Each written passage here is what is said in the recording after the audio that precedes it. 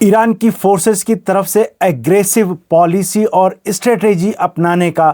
क्या मतलब है? ईरान की लीडरशिप अब नए फेज में किस अंदाज से जंग का सामना करने का इरादा रखती है? जांबाज ईरानी पायलट्स का क्या मामला है? सभी ऑडियंस को सलाम, आदाब, नमस्कार। मैं हूं अहमद अब्बास। एक खबर और एक चर्चा मीडिया में और ख़ास तौर पर ईरान के मीडिया में हालिया दिनों बहुत ज़्यादा गर्म है, और वो ये कि ईरान ने ख़ास तौर पर और ऐलान करके एग्रेसिव पॉलिसी और स्ट्रेटेजी पर अमल करने की बात कही है। ये चर्चा वहाँ से शुरू हुई कि जब अभी हालिया दिनों supreme leader Ayatollah Syed Mujtaba ख़ामनेई की तरफ से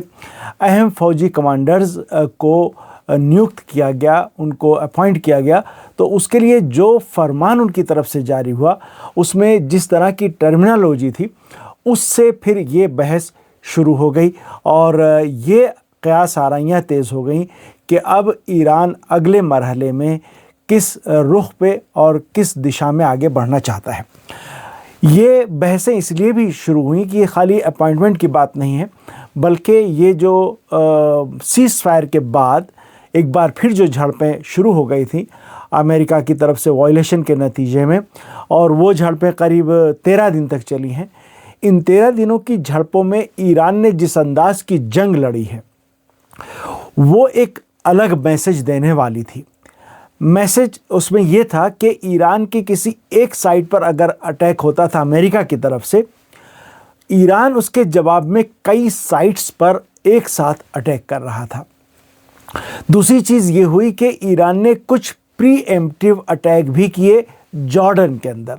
ईरान को ये पता चल गया कि अमेरिका जॉर्डन की बेस में MQ-9 रीपर ड्रोन इकट्ठा कर रहा है, तो उन पर अटैक उस वक्त किया ईरान ने जब वो अभी हैंगर के अंदर थे और कुछ ड्रोन हैंगर के बाहर थे। MQ-9 की बात आप जानते हैं कि हालिया दिनों भी एक रिपोर्ट आई कि अमेरिका ने इस जंग में 25% MQ-9 रीपर ड्रोन गंवा दिए। हम इससे पहले बात कर चुके हैं कि MQ-9 ड्रोन की अहमियत क्या है। जब भी कहीं पर एयर स्ट्राइक करनी होती है तो उससे पहले उस इलाके की छानबीन के लिए, वहाँ की जगहों पर अलग अलग साइट्स पर नज़र रखने के लिए MQ-9 का इस्तेमाल बहुत बड़े पैमाने पर किया जाता है। ईरान ने ये किया कि MQ-9 को मार गिराने के लिए जो एयर डिफेंस पहले से मौजूद था उसमें और कुछ एयर डिफेंस नए जोड़े, और जिसके नतीजे में हम आए दिन ये ख़बर सुन रहे थे कि ईरान ने MQ-9 मार गिराया है। नतीजा ये हुआ कि अमेरिका की तरफ से अब मीडिया में फिर ये ख़बर आई कि MQ-9 का जो टोटल भंडार और ज़ख़ीरा अमेरिका के पास स्टॉक था उसका 25% हिस्सा इस जंग में तबाह हो गया। MQ-9 की बात यह है कि वो बहुत देर तक 30 घंटे तक लगातार उड़ान भर सकता है, और जासूसी के लिए इसका इस्तेमाल आमतौर पर किया जाता है। तो ईरान ने फिर ये किया कि ये जो बिल्कुल लास्ट फेज़ था झड़पों का, उसमें जॉर्डन के अंदर MQ-9 का जो हैंगर था,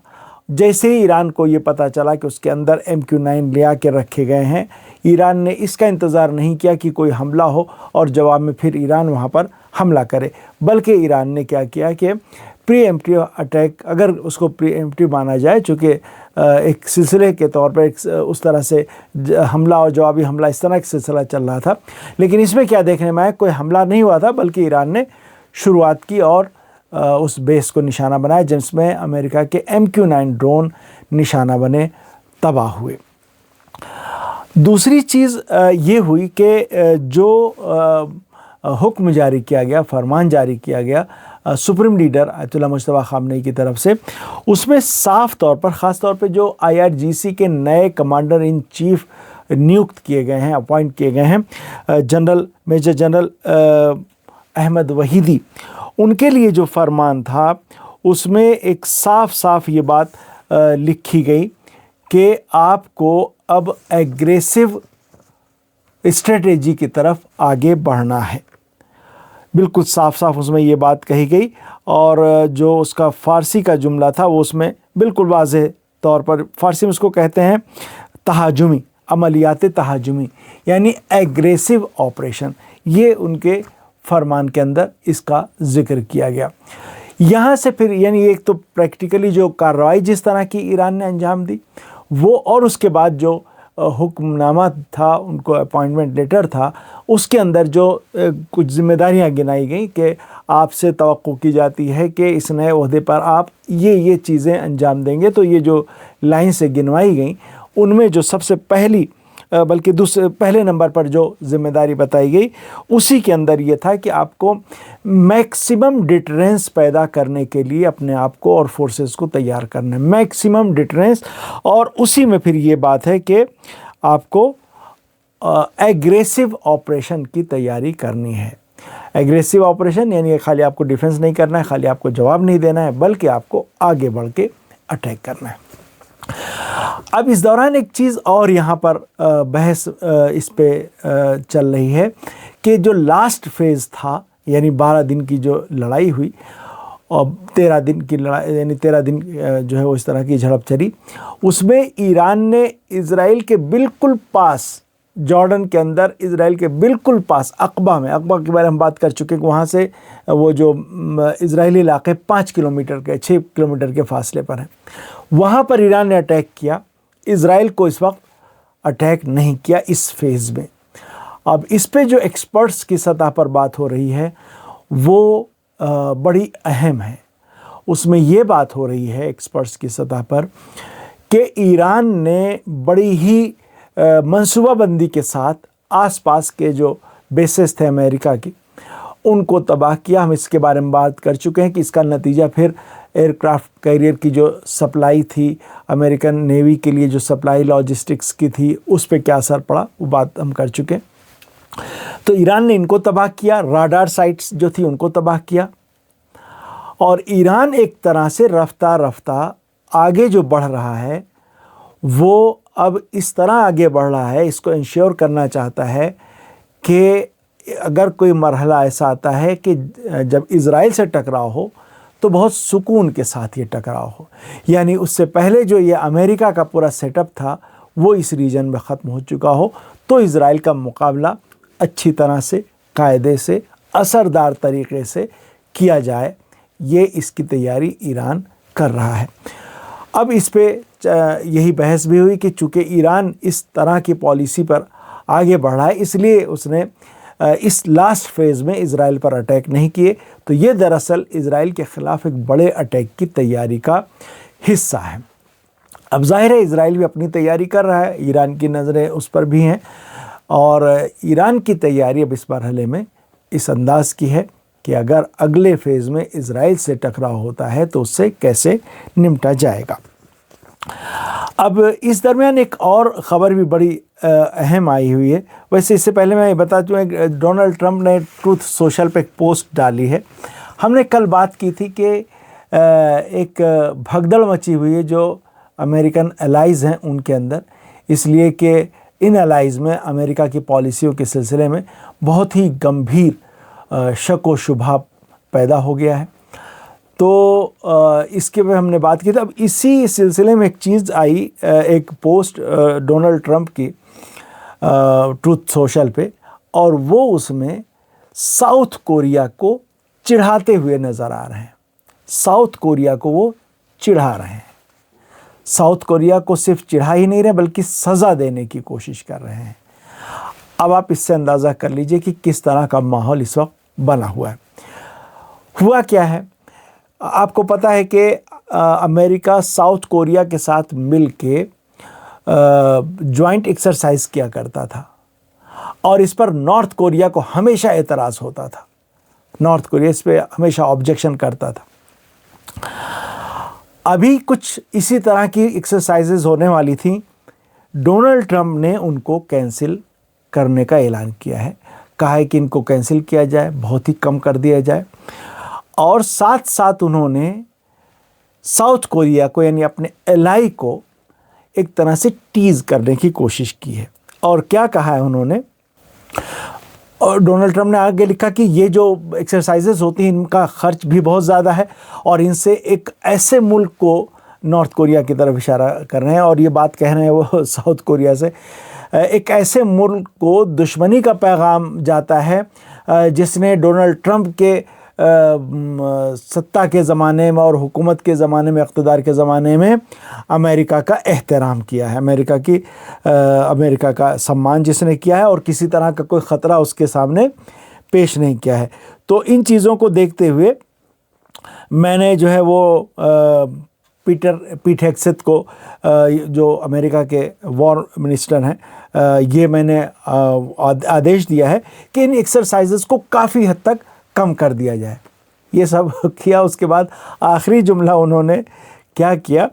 اور اس میں انہوں نے حوالہ دیا کہ یہ سب اس لیے کیا جا رہا ہے کیونکہ جب ایران کی جنگ چل رہی تھی اور ساؤتھ کوریا سے ہم نے جس طرح کا کوآپریشن مانگا تھا اس طرح کا کوآپریشن ساؤتھ کوریا نے نہیں کیا. تو ڈونلڈ ٹرمپ اس طرح سے پیش آ رہے ہیں اپنے الائز کے ساتھ. اب آخری ایک چیز میں بتانا چاہوں گا کہ جس وقت یہ جنگ شروع ہوئی 40 دن کی 28 فروری کو، تو ایران پوری طاقت سے اپنے دفاع کے لیے میدان میں اتر گیا. ایران نے جس طرح سے اپنا دفاع کیا آپ جانتے ہی ہیں. ایک چیز بہت اہم یہ ہوئی کہ ایران کی ایئر فورس آپ جانتے ہیں کہ وہ آگے نہیں بڑھ سکی ہے، اس کو نئے فائٹر جیٹس نہیں مل سکے ہیں، اور ایران اس سمت میں کام تو کر رہا ہے لیکن ابھی امریکہ اور اسرائیل کو اگر سامنے رکھا جائے تو ایران کا گیپ بہت زیادہ ہے. ایران کافی ایئر فورس کی بات اگر کی جائے، فائٹر جیٹس کی بات کی جائے تو ایران کافی پیچھے ہے. لیکن اس کے باوجود کیا ہوا کہ ایران کی ایئر فورس کے جو پائلٹس تھے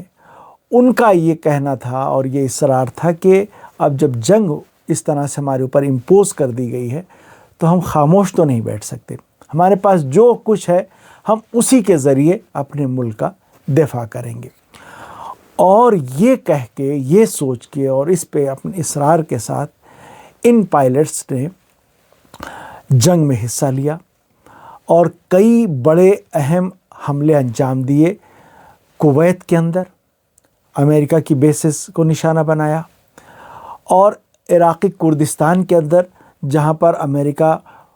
کرد علیحدگی پسندوں کو تیار کر رہا تھا ان کو نشانہ بنایا، اور قطر کے اندر نشانہ بنایا امریکہ کی بیسز کو، خاص طور پہ العدید بیس کو. انہی میں سے ایک آپریشن میں جو کہ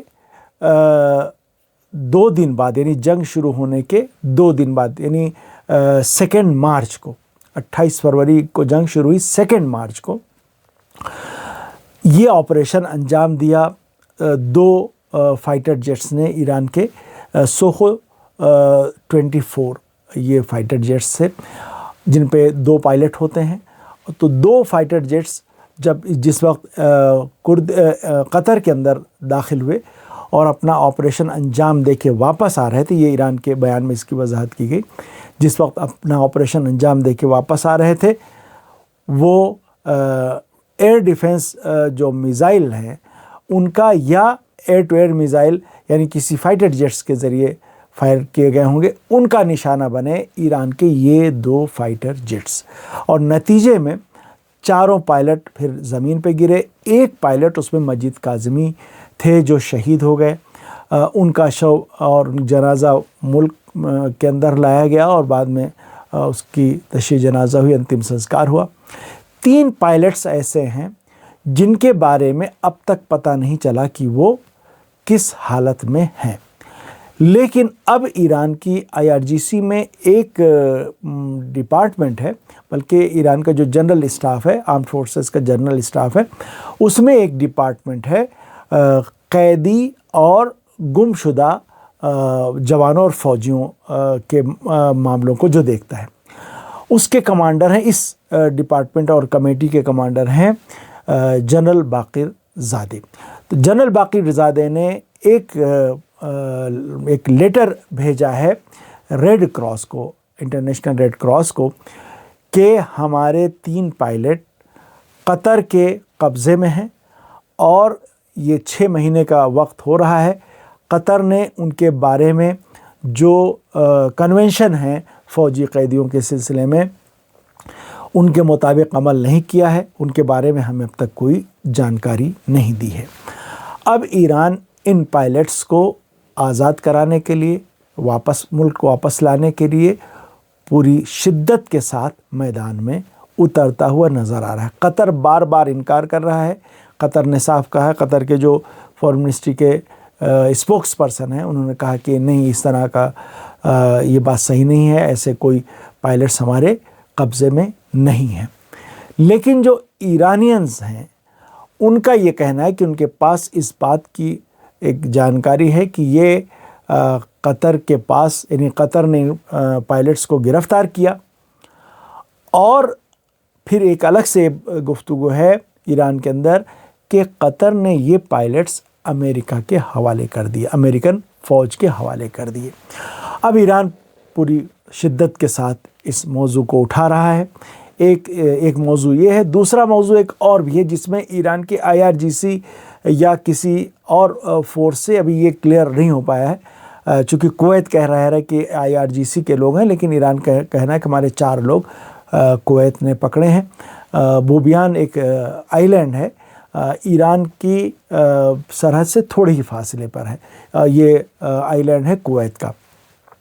تو وہاں پر کویتی فورسز نے 4 ایرانیوں کو پکڑا ہے۔ یہ موضوع بھی اٹھایا جا رہا ہے ایران کی طرف سے شدت کے ساتھ، اور ایران نے جو یہ ایگریسو پالیسی کی بات کہی ہے، یہ ہمیں ہر سطح پر پھر نظر آ رہی کہ ایران اس میں کسی طرح کی رو رعایت کرنے کو تیار نہیں ہے۔ تو آج کے لیے اب اتنا ہی، اگلی ویڈیو میں اور اپڈیٹس کے ساتھ حاضر ہوں گے، تب تک کے لیے اجازت دیجیے، خدا حافظ۔